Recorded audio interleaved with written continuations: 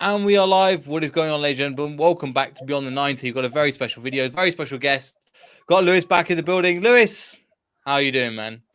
I'm good. I'm as good as a Chelsea fan can be right now. But yeah, just trying to give myself happy thoughts. Happy thoughts. Aubameyang's might be coming. Fofana might be coming. Gordon might be coming. And just trying to keep myself positive because if I think about the football, I'm going to get vexed. But yeah, appreciate you having me on. As always, big up everyone in the comments. Run the likes up, all of that, as you already know. And yeah, let's get into it. Let's get into it. Lewis, again, there's only one real place to start, isn't it? And it's a player that's we've been both of us mentioned about for for a couple of 3-4 weeks now. It's felt like a lot longer. But what do you think? What are your thoughts on the whole Fofana situation? Like we've spoken about before, bit of a red flag the way that he's acting, and also the fact that seems like his character because he did it to force a move to you guys. We're desperate. We need a good quality centre back, and Fofana's quality speaks for itself. I already know we're going to be getting a good centre back in. Is it for right value for money? Not really, but it's the situation that we're in, and I totally understand Leicester's stance in this as well. Plus, with the way Fofana's moving, I dig my feet down even harder and keep our stance the same. So I think we're just moving long with this situation. We tried to drop another 70 mil bid. And it's like, well, you know they're not going to accept it. So I don't know what we're doing with it. And it's just long. But I also don't really know if you guys would even sell him to us before the Chelsea game. So I wouldn't blame you on that either. We've got all sorts of problems at the moment. So he's one of them and one of very many. I mean, I don't know if you've heard again. So we had a match yesterday in terms of the EFL Cup. We're playing against Stockport. Again, we'll get into that a little bit later in tomorrow's video if you're watching that. But essentially what they've realised is that Fofana is training with the under-23s. They decided we're having none of this. And we've actually recruited one of the 23s into the squad. And again, Rodgers confirmed last night 70 mil bid rejected because with add-ons and stuff like that. But Leicester City aren't playing ball. Won that 80 million, and they're expecting 80 to 85 million. And yeah, it's going to go down to the wire on this one, especially with Koulibaly being out as well. I know it's only for a few games, but it's just putting pressure on you, and it's just a poker face. Who moves first? Yeah, here's the thing though. We know it has to be Chelsea who does it because I'd be very surprised if you guys lower your valuation of him. Like I'm hearing talks of Chelsea trying to push for 70 and like 10 to 15 million in add-ons, which I mean could be negotiated. That could be a way to please both parties. But at the end of it is going to be something around the 80 million mark as a minimum. And I'm just here like, you guys are willing to pay 70. Just put the other 10, 15 million up and just get this over and done with because there are so many areas of the squad we need to strengthen. We shouldn't be near 7-8 days left in the window and we're still trying to sort out our defense when the defense was the number one priority going into the window at the start. It's poor from us. I mean, you said you sorted it out, but you're looking at the likes of, again, Koulibaly come in. I know he's been injured, but he's not injured. He's suspended for a bit. Is he not the answer? And also, you've got again Sarr and Chalobah. Are they not long-term replacements as well? Here's the thing: Koulibaly's good, but it's like we have to replace Rudiger and Christensen. We've only replaced the one so far. Fofana comes in, and then we've replaced the pair. So like Sarr's all right. Sarr's decent. Yeah, I know it's still hard and everything. We're trying to get over it and all that. I'm just getting the Christensen in thing there. I could have seen it in the back. Yeah, that I'm one glad there. people are noticing it as well. But yeah, Sarr's already gone on loan to I think Monaco or Nice, so he ain't a part of the squad for this season.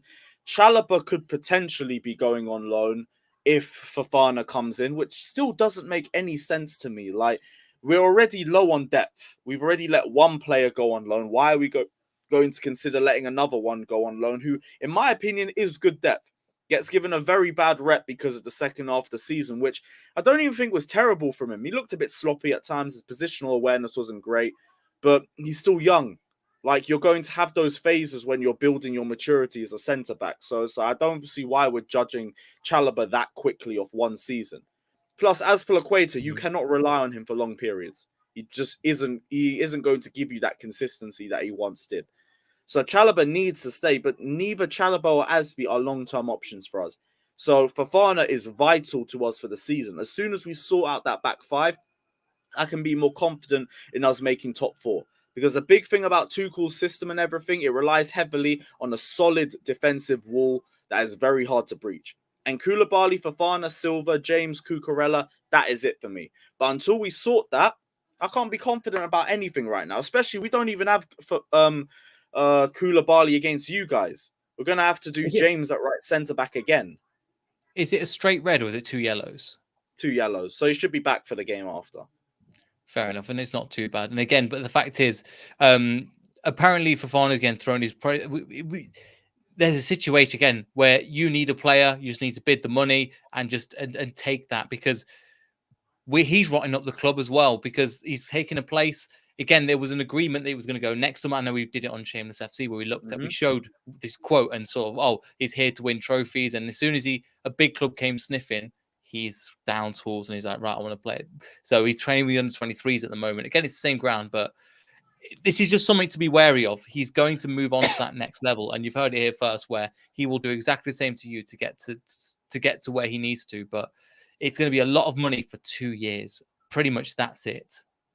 Well, you think 2 years, and actually, 2 years plays well if Madrid or Barcelona come in. I could see the same thing happen again, but De Ligt went to Bayern Munich. I don't know what happened to the Skriniar links. We could have really pushed him for that. Who else were we in for? Kimpembe wanted to stay at PSG. We're linked with Maguire again, and it's just genuinely giving me a headache. I know I shouldn't believe that crap, but it's like the rumors won't go away. And I don't like it. We have the same thing with Jan Bednarek. Jan Bednarek, that's a name I ain't heard in a minute. Is he still with you guys? Or no. He's a Southampton player, and Brendan Rodgers is trying to get him into the squad as replacement. Yeah. You're going to have a Vestergaard and Bednarek back. Oh, dear, man. And Bertrand. Yeah. When did you guys turn into Southampton's hand-me-downs? What happened? Brendan Rodgers happened. And that's one reason why the head scout left. Actually, not before Saturday, though, because I don't want this new manager bounce BS that I know we're going to have to deal with. The new manager bounce is not... It looks like it's not going to happen. I think it would have happened already. But coming into this game, I mean, you're looking at the likes of... You say you can't score much. However, if you look at you must be licking your lips a little bit at Leicester going, look, they can't keep a clean sheet to stay alive. We can't do for the past year. We can't do anything in regards to keeping a lead. Even if we get one, we end up drawing or losing the game from like a 1 or 2-0 perspective. Surely this is going to be a dub for you. Didn't we say this before the last time we played, bro? Yeah, Flawless has really been trying to push that one. I hate it. Said, bridge comes to bridge. I'm going in a fridge and I'm jumping off a bridge. I don't want none of that. But for the Leicester game, we said the same thing when you played us in May. And what happened? We struggled to break Leicester City down. The same way that we always do. One chance. And after that, nothing happened. Chelsea. We have made 3 big chances this season so far, and they've all come against Tottenham. Leeds, we didn't do anything. Everton, we didn't do anything. Everton aren't a good squad either. And they've had a terrible preseason. They got battered 4-0 by some MLS side. I get what you're saying. Like, I understand why you guys don't have any confidence going into this game. But I've got no reason to have confidence in my team either. You give a big chance, put on to Havertz play, it'll be a big chance missed. Or if Mount doesn't even find him in the first place. And then what are we going to do? If you guys sit deep, I know exactly what's going to happen. The ball is just going to pinball between the midfield and the wing backs. You'll have a cross go into nobody, and it'll be just like that until, I don't know, maybe one sneaks in or something, or if you lot hit us in transition. I don't know. But we were speaking about this backstage. Neither of us are confident for this game at all.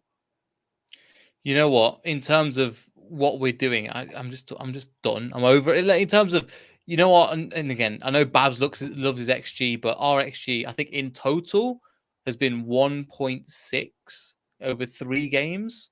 Like in terms of expected goal score, we've just relied on moments of brilliance from Maddison, from Castagna to actually score. Basically, Castagna's basically running right at the ball. Maddison's running right at the moment. He's just keeping the whole thing afloat because the mentality. I don't know if you've experienced. Is it a similar thing with least? Like if you look at us, Our goal came from one corner from Cucurella to Koulibaly, and Cucurella hasn't taken a corner since. It's been Mason Mount and James just hitting the first man on repeat.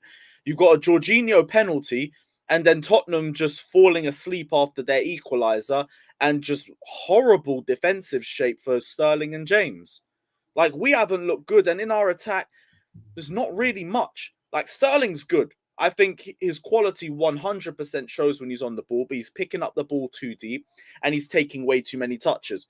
Havertz, I've already said, is just washed already and just living off that UCL final goal. And Mount has no creativity. The guy couldn't create a Word document, let alone a fucking open play chance. And I still have people in this fan base trying to make defenses for him. Our creativity only comes from the wing backs, but it makes us predictable. All you have to do is force Chelsea out wide and have a lot of bodies in the middle, and we ain't going to do anything. Nothing at all. Even then, you will still create chances against us. I literally, at the moment, is again, I know Johnny goes on about... we didn't make a thing except the Jorginho penalty. We didn't make anything. Leeds, we didn't make anything. I don't think it's as cut and dry that we are going to make chances. I really don't. But it's just with our defense, and again with Fofana out, looks like Soyuncu's not going to play. Vestergaard, it will be Daniel Amate, who is he just doesn't. He's a good player. He just doesn't complement Johnny Evans very well. I don't know if it's the same thing with Thiago Silva and Koulibaly, where I see them both quite similarly. Where Koulibaly's got a little bit more experience, but one of them's they're both two similar players playing together. They need somebody that's kind of young alongside them to kind of balance that out a little bit more. I'm going to share screen this thing for you just so you can see it. Have a look at that. Big chances created. Man City 11, Palace 9, Brentford 7, Liverpool 6 in 2 games, Spurs, Arsenal, Brighton, Newcastle on 6, and there we are, second bottom in the league on 3. And they all came in one match. I'm telling you, bro, it's not as cut and dry that we're just going to walk into this game and just take 3 points. And we haven't played that way to even have that confidence about ourselves. So what do you think it is? Is it transfers? Is it Tuchel? What is the issue, do you think? It's transfers, it's personnel. Like, Tuchel is the last one on the list of all of that, but he can also shoulder some of the blame too. We haven't had enough attacking reinforcements come in. We've barely even sorted out our defense, and that was the number one thing we wanted to start with. The midfield has not even been addressed, which is very, very worrying for the season, seeing as we still have one DM that we're just going to run into the ground like we always do. Kante and Kovacic can't stay fit for more than 3 games in a row. And Gallagher and Loftus-Cheek aren't good enough in a double pivot. The attack, I've already said, probably the worst in the top 10, let alone the top 6. The defense, as soon as Fofana comes in, I'm fine with. I have no complaints about. And Edouard Mendy, even he's looking sus. And he's been sus for months.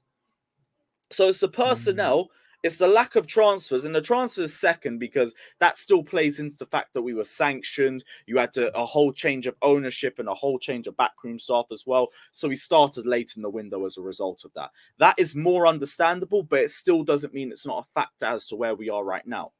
And Tuchel as well is just misprofiling players for fun. He said Conor Gallagher's the closest thing we have to Kante. What? He's the closest thing we have to Mount, not Kante. And even then, that means we can't play a midfield 3 because you can't have 2 Mounts in there. There's no defensive awareness. There's no final ball. Just work rate, ball progression, beating players, and that's about it.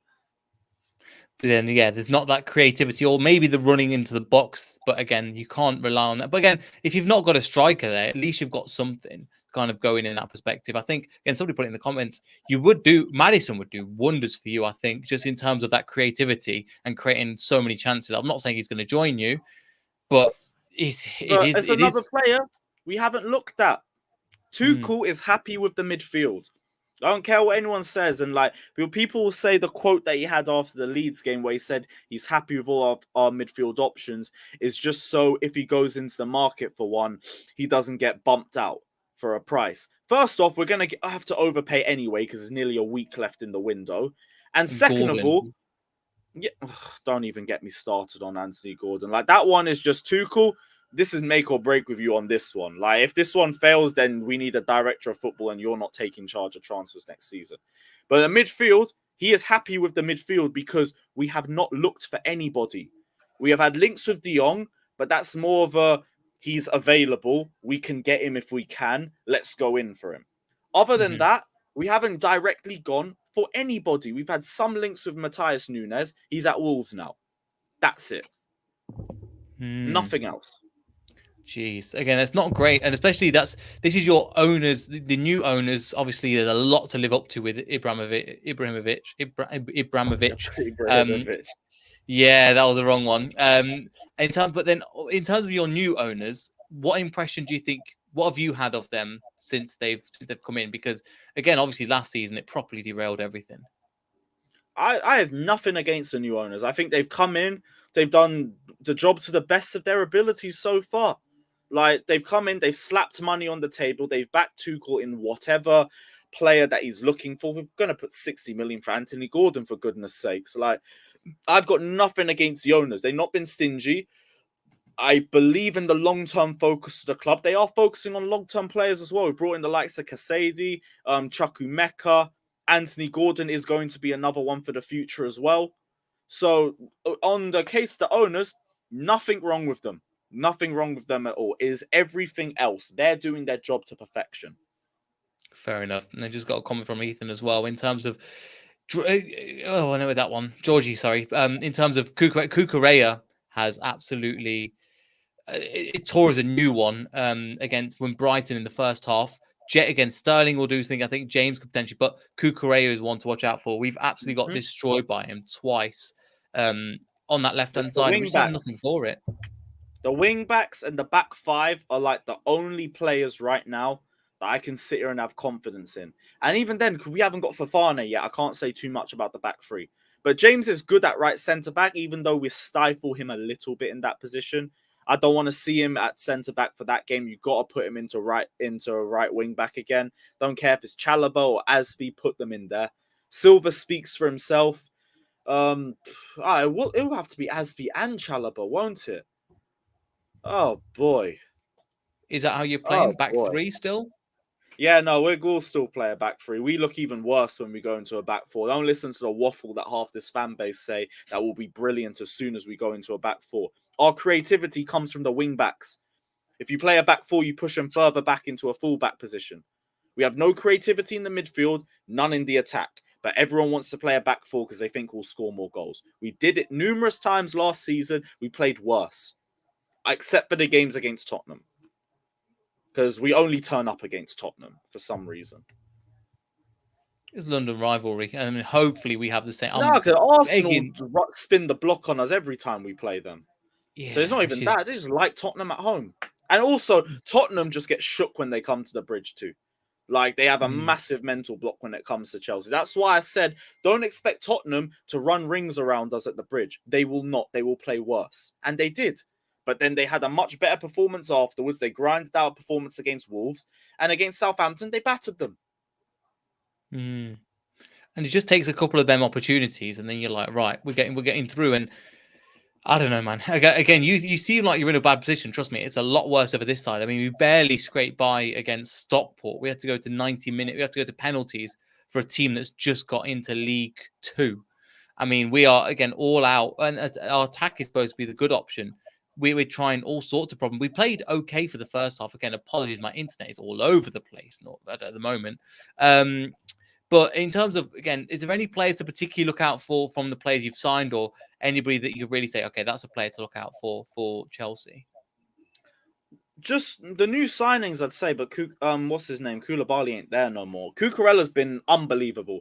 I have not seen that technical ability on the ball from left wing back since probably Ashley Cole, if we're being completely honest. He is an absolute baller. And he's worth the 62 million. I've had 5 years of Marcus Alonso. I deserve it. So I don't care about the price tag personally. Sterling as well. Like, he's looked really good, but Sterling was never going to be just the direct answer to all of our problems. You need a number 9 next to him. You need a creator next to him. He looks good on the ball. Dribbles are perfect. He still takes a bit too many touches for my liking. Same as the entire squad. But he looks good. He looks very good. It's just you're not surrounding him with the players needed for him to excel. But I'm not letting the view of Sterling drop as a result of that. Anyone who thought Sterling would come in and be the direct answer to our problems, that's on you guys. But then Reece James, if he's at wing back, and yeah, I guess that's it really. I need to see Havertz and Mount dropped. Maybe bring Pulisic in and we'll see what he'll do in it. But I mean, you've got so many, again, people like Pulisic that has actually like came for a lot of just the amount of money you've spent and the amount that's gone wrong. Like Havertz is another one. It's so straight. For me, it's like, can't even it's the imagine old spending that much money. regime. It's the old regime. And like Bowley, at least now, will make a team that Tuchel wants. But before that, the boards picked their own targets. And the board just picked trending topics. Like everyone will hype up this 2020 window. All they did was look at opportunities. Like they picked Bundesliga system merchants in Havertz and Werner and acted like they were going to be excellent for us. Lampard didn't even want Havertz. He didn't want him. Werner, like, he was okay with because he thought he could get a tune out of him. Havertz, he specifically said he didn't want in the team, but he just got put on his lap. So he had to make the most of it. Thiago Silva is Thiago Silva.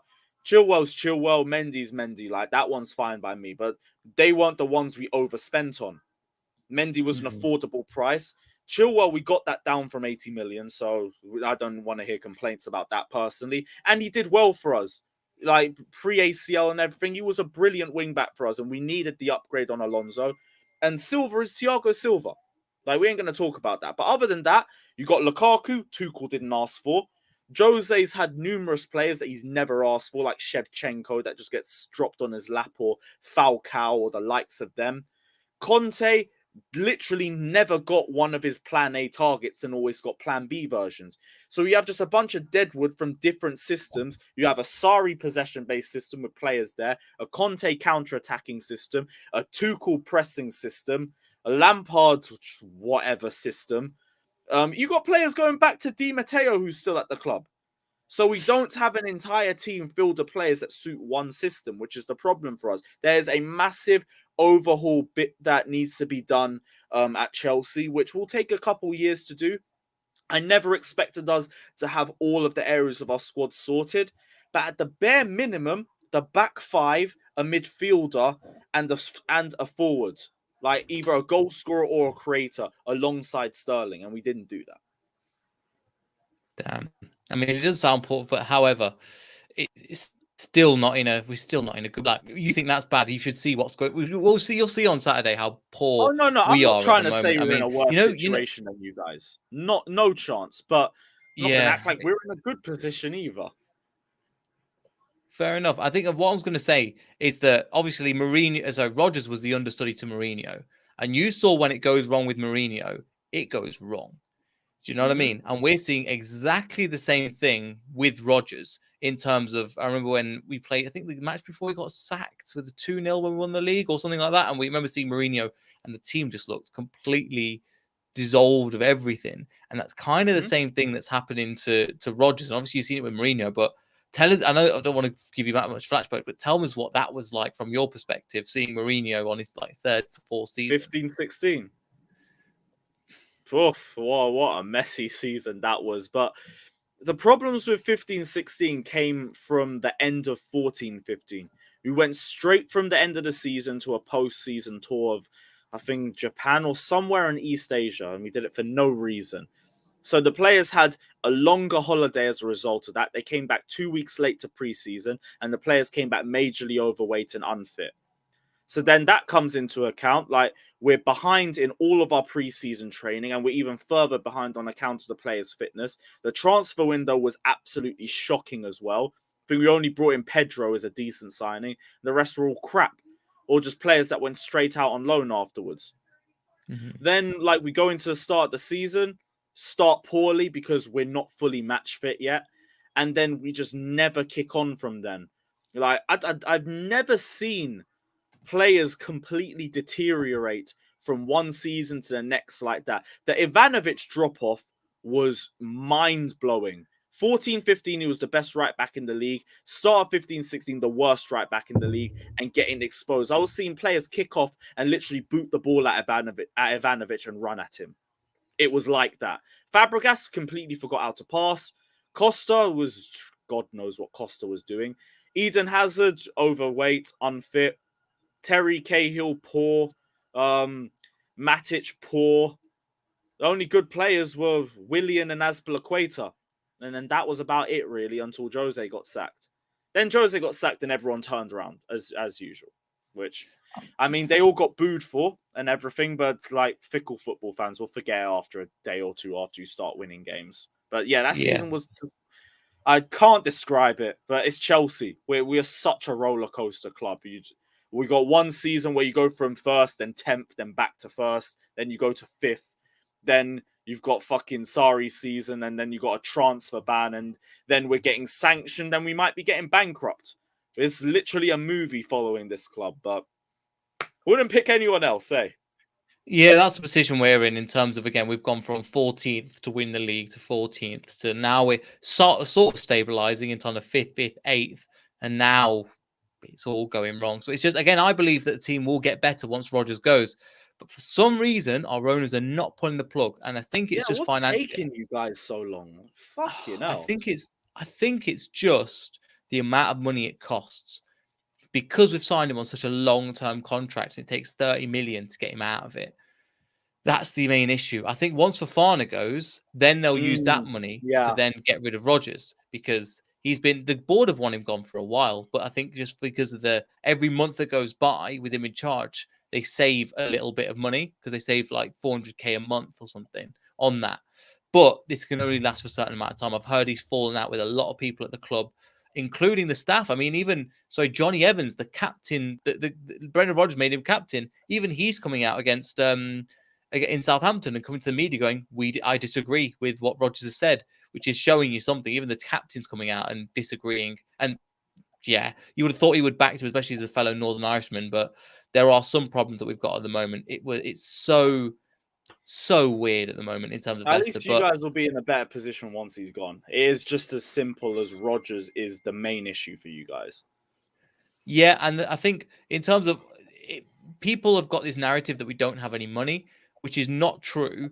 The only person that's been saying that is Brendan Rodgers, to cover up from his own back, because the transfer has been taken off him. They said, "Oh, we're in financial trouble," and people are lapping it up when they look into detail. It's lazy journalism again. I think in terms of, we might see potentially Lewis Brunt come into this game. We'll have to see, because he didn't get any minutes. And I would have preferred to see some academy players against Stockport. And even then, we didn't have any. We still didn't manage to score. Daka and Nacho up front, it just didn't work. I was so frustrated. And then one thing I've got as well. Don't worry, bro. Charity FC is here to aid with all of your problems, my friend. Don't worry, my guy. We're a bigger charity at the moment. 3-2 goals down. I just saw someone say you ain't lost at the bridge. You've only lost once since 17-18. Which is mad. 18-19 you beat us. 19-20 you drew. 2021 was the loss. And you drew last season. I guess his record's not too bad. It is literally Charity FC versus Donation FC at the moment, Georgie, to be honest. So it's like you have the ball. This is trash v garbage. Honestly, the game is going to be atrocious. It's going to be atrocious. We can rely on certain people again. Kieran Dewsbury Hall normally turns up. There's certain players like Tillemans. I don't really want to see, again, at least he's going to think about the way professionally, but I'd rather see Dennis Pratt in the team. He's a much better player. But again, Rodgers has his favourites and he'll play his favourites regardless, which is really stupid. And in terms of that, the only thing I've got is, how is Ben Chilwell at the moment? I mean, he's all right. There has been questions about his long-term fitness, because I keep saying, like, recovering from the ACL is one thing physically, mentally is a completely different thing. And also, low-key, Cucurella is just better than him. Like, we have to just call it what it is. He's a much better player than Ben Chilwell is. And it's a shame. It is a real shame, because, like, he was a very good player for us. And next season, I could probably see him leave as a result, because I don't think he'll get the game time that he deserves. A player of his quality warrants. And if he leaves, fair enough. Like, you did very well for us in the time that you spent with us. Key part of winning the Champions League and all of that, and you actually maintained your consistency after that as well. So I will give you the credit for the Champions League. But Cucurella is better than him. And I struggle to see where he's going to get consistent game time because, number one, he's recovering from that ACL and he's going to fluctuate in terms of form as a result. That I'm already going to anticipate it. But it's ruthless at Chelsea, man. Like, if you have an injury like that, a replacement is likely going to be there before you return. And it's a Just like shame, the but managers under Ibrahimovic. Why do I keep saying Ibrahimovic? Ibrahimovic. Like the managers would go in a second, in seconds as well. It was like slight run of form, right? We're all right. Because again, we're going to set up with a strong. I don't know if we're going to set up with a 4 at the back or a 3 at the back. It was Fofana when we're playing 3 at the back. Now it's changed to a 4 at the back. I don't know, man. And the last thing, obviously, you mentioned it briefly. We'll match up opponent to opponent, which means putting a left-footed player, right-footed player on the left in Daniel Amate, which is just like, but who takes his position on the right? Because it was Fofana. I genuinely have we no both idea. have questions of our lineup in it. Yeah, trust me. I have no idea what's going to happen. The only other thing I've got is N'Golo Kante. Well, I know there's obviously the fan base is split on him, but what are your thoughts on him? No, I love N'Golo Kante. Like, people always take my criticism as I hate Kante and everything like that. No, I can just take emotion out of the situation when it comes to players. N'Golo Kante would be a quality player for us if we had other players that we could rely on more through the season over him. The problem with Kante is people want him to play game in and game out when he is physically incapable of it anymore. His style of play is way too intense for someone of his injury record. And he's pointless to play when we're playing teams that sit in a low block because his number one aspect is his breakup play. What is he breaking up when a team is sitting back and we have 80% possession? It's pointless. I would rather, the best thing for him, keep him as a rotational role, save him for big games against teams that will come out and fight against us, like maybe Man City or like a Leeds, for example, a team that's going to come out and press you from the off. I think that's the game for him. But there has to be other players above him in the pecking order. And people just won't ignore that because, like, Kante's the only world-class player in our squad. The number one stat for any world-class player is availability and consistency. You cannot have availability with that injury record. You cannot have consistency with that injury record. So people need to accept that N'Golo Kante is on a decline. And you need to be able to manage that accordingly to get the best out of him. And to do that, you need more midfield reinforcements so there are more players that can carry the workload throughout a season. And that's my problem with Kante because we don't have that issue. We don't have that. We are going to run N'Golo Kante into the ground again, and he is going to have more injuries. The guy literally played unbelievably against Spurs and came off in the second half injured. The same problem. And it's not Kante's fault. As a player, he is still world class, but he's not available enough for us to rely on him more. And that's a problem that, to be honest, Tuchel's put us in because he hasn't even bothered to address our midfield. So if we have the problems with Kante and Kovacic being injured, I want to hear a word from Tuchel because that's the one thing where I'm pointing at is like, that is on you. That's on you. Jeez. I mean, it doesn't sound great at your end. So do you think you make top 4 this year? The way you're talking doesn't sound like it. Depends on the window. Depends. If we can, when Fofana comes in, I can be a lot more confident personally. As soon as he comes in, I can at least rely on our back 5. But I said if the window closes right now, we aren't making the top 4. Arsenal and Tottenham are. I don't care what anyone says. Call me deluded or whatever. Cool. You'll feel at the end of the season. But we have to get Fofana in, maybe Aubameyang in, and that would be enough. Because I know we don't make a lot of chances, but like when the limited chances fall onto Havertz's feet, then what's even the point? At least Aubameyang gives you the same movement with end product. So I think Aubameyang will be a much better signing than people actually give him credit for. And it's also Tuchel approved as well. It says he's the perfect striker for his system. So put him in there and we should have enough for top 4. We should. Because Arsenal I'm still questioning about because they're doing well right now, but they haven't played Europa League football and they didn't even make top 4 with 1 game a week. So I'm not judging them until they play 2 games a week. Plus 1 injury or federal thing and all that, and suddenly they need midfield reinforcements. So we can't judge and Arsenal defensive reinforcements and strike reinforcements. You can't if you have an injury to Jesus, who is I think quite injury prone for Man City, from what I can remember. 1 injury to him, their season looks very different. I know, it's just typical Arsenal hyping everything, and it's fine. They're playing well and all that, but the season's long. The season's long. You have to anticipate the way they're going to play throughout. If they can manage the Thursday to Sunday routine, which they've never been able to do, by the way, then cool. I can look at them as proper challengers. Right now, they're still there, but they're only there because we're playing like crap. So I have to see how Chelsea play, and I have to see who we bring in before I say anything about where we're going to finish.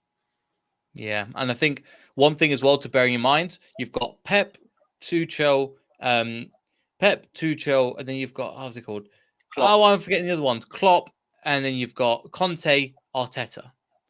There is a big gap between this. You could even say Ten Hag. Yeah, but Man United tax. Yeah, United tax and all that. But I'm going to wait to see how they play without Maguire and Ronaldo before I also bring judgment on them too. Because Ten Hag's like, United look crap, but you're bringing in a system like that into a new team, got to judge within at least a month or two. Could actually look a lot better than we think. But Arteta's the worst out of the lot. So we'll have to see. Exactly. But Lewis, again, apologies for the internet. Great to have you on. I've left all your socials in the description. Feel free to plug away as well. Yeah, guys, CareFreeLewis G, YouTube, Twitter, Instagram, all of that. Chelsea Fan TV as well, so check them out as well. And yeah, also Shameless FC Sunday nights as well. Check that out too, and just please win. Please win, because I have no confidence in the squad right now. Me too. We have no confidence in the manager, more like. So we've got kind of the opposite problem. If you enjoyed the video, like, subscribe again. All Lewis's have got, I think I've got, let's have a look at it now. I think he's got his, Insta, Chelsea Fan TV, Lewis's channel and Twitter in the description. Make sure you go follow them. Appreciate Lewis. And once again, appreciate you having on. Like, subscribe, everybody. Follow Lewis. I'll see you all in the next video for the press conference on Thursday, 8 o'clock. See you all then. Goodbye.